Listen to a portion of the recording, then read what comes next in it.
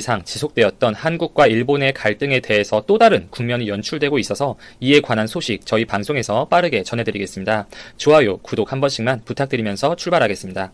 오늘 방송의 제목, 아베 결국 꼬리 말기 시전, 일본의 파렴치함에 치를 떠는 전세계 언론, 하기비스에 유출된 방사능 제어물, 텅텅 빈 자루만 나왔다는 충격적인 상황에 모두가 경악, 이 주제에 대해서 한번 다뤄보겠습니다.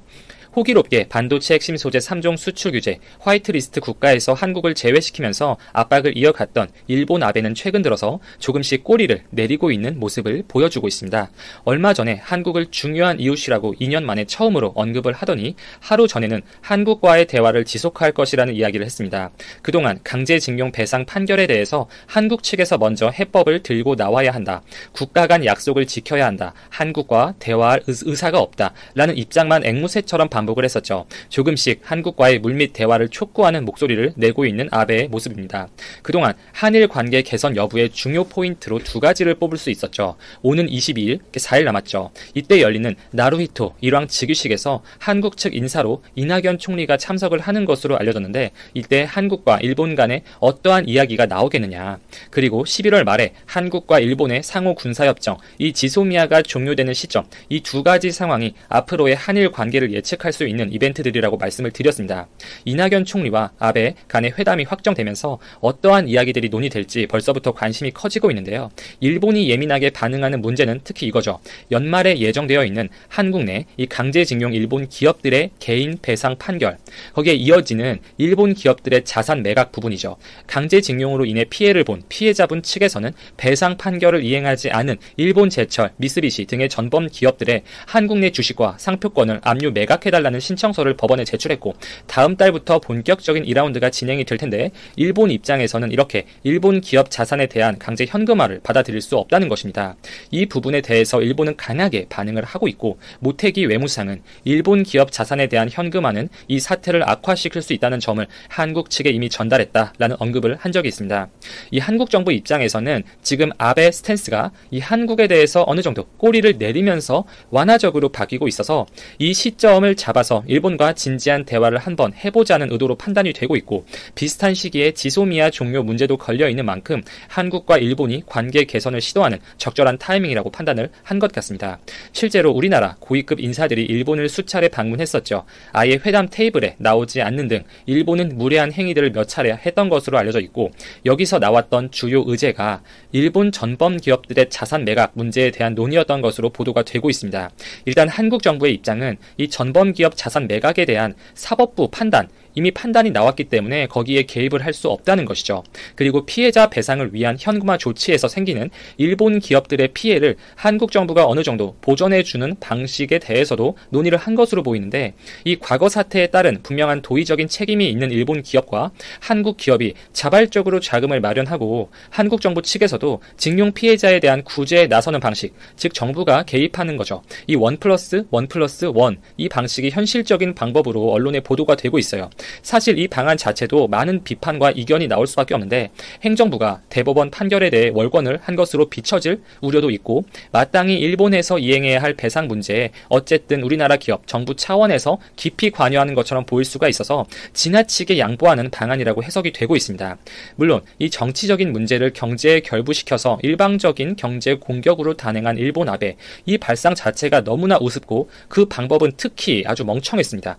일본 우익들은 그렇게 똑똑한 사람들이 아니에요. 현재의 한국 경제, 기술력의 수준에 대한 인식이 지나치게 부족하고 과거 일본이 동아시아에서 맹위를 떨쳤던 그때의 기억에 사로잡혀 있는 집단입니다.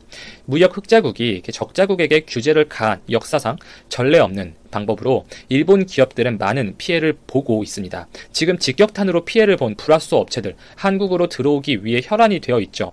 또 한국에서 국민들이 불매 운동이 거세지면서 일본 지방 경제는 심대한 타격을 입고 있습니다. 일본 내에서 지금 소비세 인상시켰죠.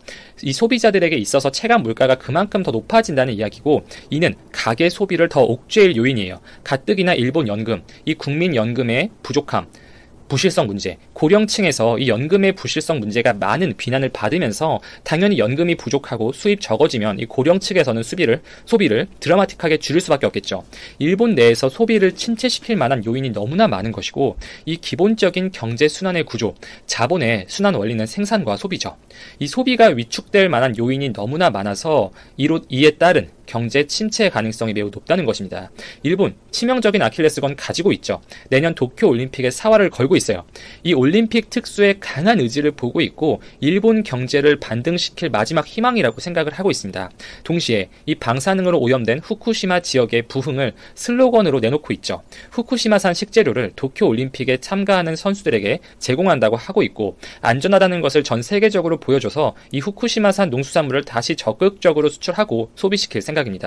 후쿠시마산 식재료가 안전하다고 하는 주요 근거는 그 생산되는 농산물에서 이 방사능 검사를 몇 년째 시행을 해보니 그 수치가 기준치보다 낮다 이겁니다. 근데 말입니다. 이 중요한 것은 세계에서 통용되는 글로벌 기준치, 그 기준치보다 자기들 입맛대로 60배 올려놓고 방사능에서 안전하다고 주장을 하고 있는 것이죠. 그리고 IOC, 이 올림픽을 주관하는 국제기구는 도대체 무슨 일을 하는 기관인지 모르겠는데 재패머니가 이렇게 장악했다는 이야기가 퍼다하죠. 도쿄 올림픽에서 우길기 사용을 전혀 문제 없다고 하고 있고, 일본에서 일방적으로 제출하는 레포트만 보고 후쿠시마는 방사능에서 안전하다 이렇게 앵무새처럼 주장을 하고 있고, 제3국 중립적인 기관이 그럼 나서서 검증을 하자, 이것도 굳이 필요 없다고 하는 애들입니다. 내년에 올림픽 가셔서 후쿠시마산 음식들 맛있게 많이 잡수시고 오셨으면 하는 바람입니다. 이렇게 아베가 올인을 하고 있는 도쿄 올림픽에 트러블이 생기고 잡음이 커진다면 아주 이야기가 달라지겠죠. 최근에 태풍 하기비스가 일본을 강타하면서 이 방사능 폐기물을 담은 수천 자루가 물에 떠내려간 사건이 있었습니다. 저희 방송에서 소식을 전해드린 적이 있었는데, 이 자루들을 회수하다 보니 이미 내용물이 새어나가서 비어진 자루들도 많고, 이 많은 양의 내용물들이 하천으로 새나갔다는 것이 증명이 되고 있습니다. 하천을 통해서 태평양으로 방류가 되겠죠. 이에 대해서 외신들도 도대체 이게 선진 국가에서 발생할 수 있는 일이냐면서 혀를 내두르고 있는데, 미국의 원자력 관련 비영리단체 페어윈즈는 특히 이 태풍 하기비스가 지나간 후쿠시마 지역에 대한 방사능 경보를 자체적으로 발령을 했으며, 우리 인류가 가진 최악의 두려움이 현실이 되었다면서 방사능 오염물질의 태평양 유입 사실을 기정사실화시키면서 보도를 하였습니다.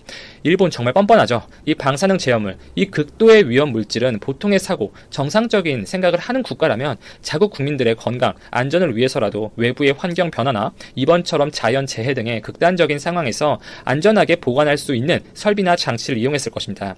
어디 음식물 쓰레기 버리듯이 그냥 토양 위에 제어물 모아다가 이 사단이 난 것입니다. 그동안 이 포자 자루가 방수, 가공 처리가 잘 되어 있겠습니까? 비 계속 맞고 하천에 쓸려 다니고 오랜 시간 동안 물에 잠겨 있으면 당연히 그 안에 들어가 있던 제어물이 녹아서 하천, 바다로 흘러나올 가능성이 아주 농후하죠. 이 방사능 이슈는 요즘 해외 언론에도 자주 소개가 될 만큼 점점 관심을 갖고 있는 전 세계의 사람들이 늘어나고 있고, 의사나 여러 관련 직종 전문가들이 그 위험성에 대해서 끊임없이 경고를 하고 있습니다. 모두의 건강과 안위를 위해서 도쿄 올림픽은 취소가 돼야 한다고 주장을 하는 사람들도 점점 늘어나고 있어요. 이러한 부분들을 한국 차원에서 적극적으로 공론화시키고 압박해서 일본 계속해서 당황시켜야죠. 일본 조급하게 만들어서 협상 테이블에 이렇게 앉힐 수 있는 방법이 되는 것입니다. 아베 정부는 이 정치 문제에 경제 이슈를 끌어들이는 정말 말도 안 되는 행위를 단행했지만, 어쨌든 정치적으로 풀 수 있는 문제가 있다면 한일 양국 간에 교류는 해봐야겠죠. 그러나 그 방법이 지나치게 한국이 굽히고 들어가는 일방적으로 양보를 하는 협상의 형태가 나오지 않기를 간절히 바라는 마음에서 유명한 종영된 미국 드라마 왕좌의 게임처럼 일본도 우리의 자발적 여행 보이콧을 진심으로 걱정해야 할 겨울 시즌이 다가오고 있다는 소식입니다.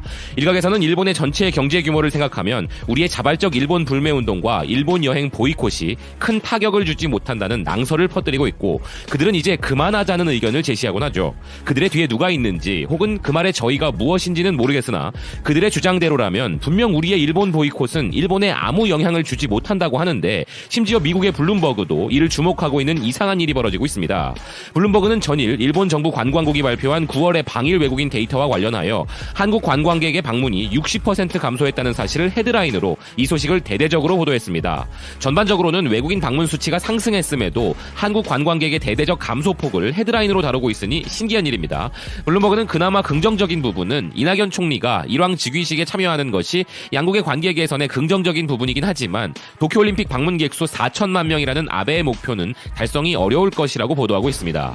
일본의 아사히 신문은 한국의 관광객 감소가 장기화될 기미가 일본 곳곳에서 확산 중이고 일본 정부는 그 대책으로 리스크를 분산하겠다고 하지만 역부족일 것이라는 논조의 기사를 전하고 있는데요. 아사히도 블룸버그와 마찬가지로 한국인 관광객 수가 전년 동월보다 58.1% 감소한 부분을 언급하며 이는 3개월 연속 하락폭이며 더욱 확대되는 추세라고 보도하고 있습니다. 다른 국가들로부터의 일본 방문은 늘었지만 이는 럭비 월드컵이라는 일시적 특수를 감안해야 하고 결국 한국 관광객 침체만이 돋보이는 형태가 되었다는 것인데요. 기사는 일본 관광청의 타바타 히로시 장관은 기자회견에서 방일 여행 자제, 항공노선 운휴 및 간편 등으로 인한 것이라고 한국 관광객의 감소에 대한 이유를 설명했다고 전하고 있습니다. 향후의 동향에 대해서는 지금 시점에서는 전망하기 힘들다고 했으며 다만 연기하고 있었던 일본 관광 광고를 한국에서 9월 하순부터 재개했지만 10월 첫째 주 한일 항공사의 양국을 잇는 항공 편수는 전년 동기 대비 28% 줄어 지난달보다 더 확대되고 있는 상황이라 전하고 있습니다.